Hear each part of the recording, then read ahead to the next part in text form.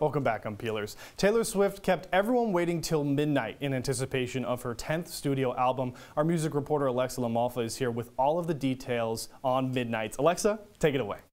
Thanks, Leo. I've been on the show this semester preparing everyone for Midnight's release, and let me tell you, as a Swiftie, this album left me feeling ways that are so casually cruel in the name of being honest, and my costume today actually represents the Midnight's era.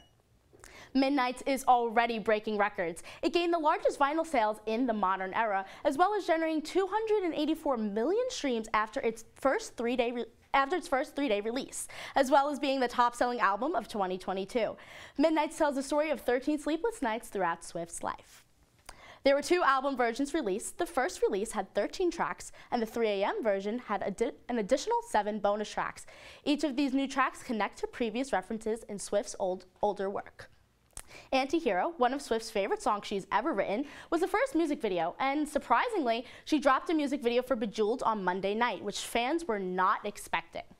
Swift mentioned there were many Easter eggs in the upcoming projects, especially the Bejeweled music video, and an Easter egg is actually a hint that Taylor Swift plants in her work that fans try to decode to figure out what her next steps are. So Swift said during her appearance on Jimmy Fallon, quote, "We have a PDF file for the Easter eggs in this video, and fans believe the hints point towards Speak Now as the next re-recorded album release."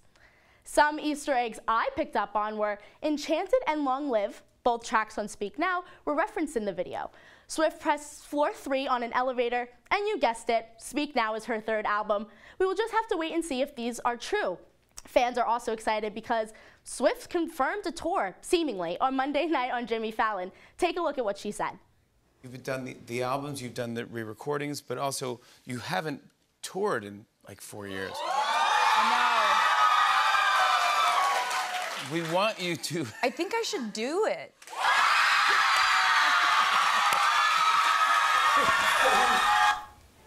Well, Alexa, I know I am very excited at the chance of Midnight's tour, and I'm sure you all are as well. And to keep this Taylor Swift conversation going, our pop culture reporter Kayley Decina is also here to share her thoughts on Miss Swift and Midnight's. Guys, so excited for you to be here and for us to be talking about one of my favorite topics. So Kayley, we'll start off with you.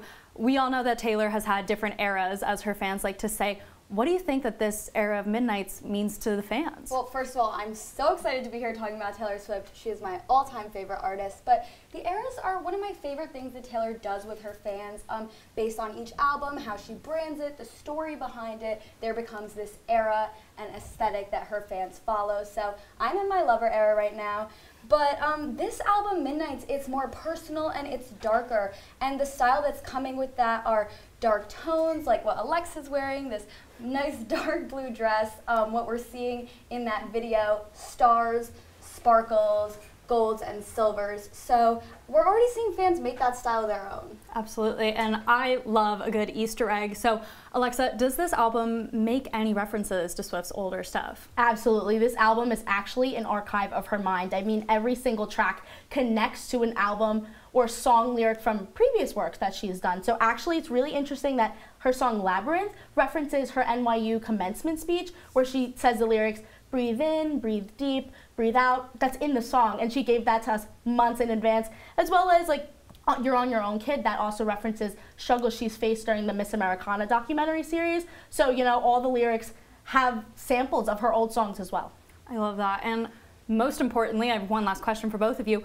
What is your favorite song off the album? Kayley, let's start with you. Okay, I mean, it's literally impossible. I'm obsessed with the whole album, but I would have to say You're on Your Own Kid is my favorite right now. The bridge, mwah, chef's kiss. And I also love Would've, Could've, Should've. It just feels like an adult Dear John to me, which we grew up with, so I love that. Absolutely. Now, that's a hard question, if you see what I did there. But I have to say Maroon and Would've, Could've, Should've are on my top 2 like repeats. So this album is just perfect, and I would do everything to listen to it every single day. Absolutely. Thank you both so much for being here and talking all things Taylor Swift with me. Always appreciate it. Coming up, our haunted house reporter Charlie Goldberg went to Halloween Horror Nights at Universal Studios and is here to give us his review. Don't go anywhere, Unpeelers.